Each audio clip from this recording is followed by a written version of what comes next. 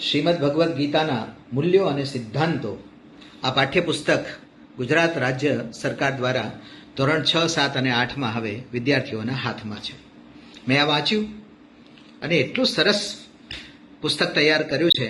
પહેલાં તો લેખકો અને સંપાદકોનો ખૂબ ખૂબ આભાર અને એમને અભિનંદન. આ પુસ્તક નિયમિત રીતે શાળાઓમાં ભણાવવામાં આવે તો વિદ્યાર્થીઓમાં સત્યનિષ્ઠા, કર્મનિષ્ઠા, જ્ઞાનનિષ્ઠાનો જન્મ થાય અને રાષ્ટ્ર સુદૃઢ બને.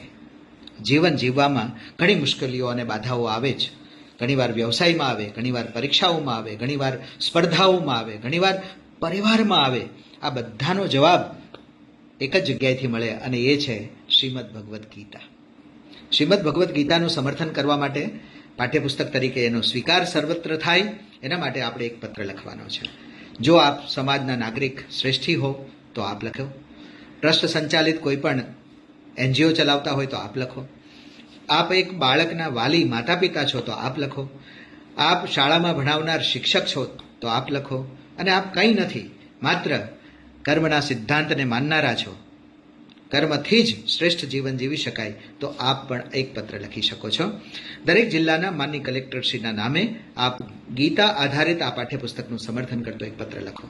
આ જીવન જીવવાની જડીબુટ્ટી છે.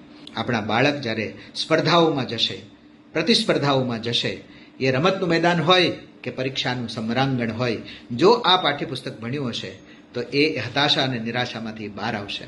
તો આનું સમર્થન કરતો એક પત્ર ગુજરાત રાજ્ય સરકારને આપણે પહોંચાડવો છે. આપ પણ એક પત્ર લખો અને સમર્થન મોકલો.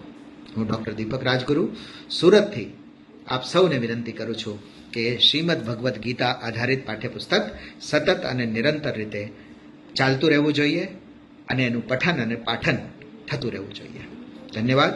નમસ્કાર.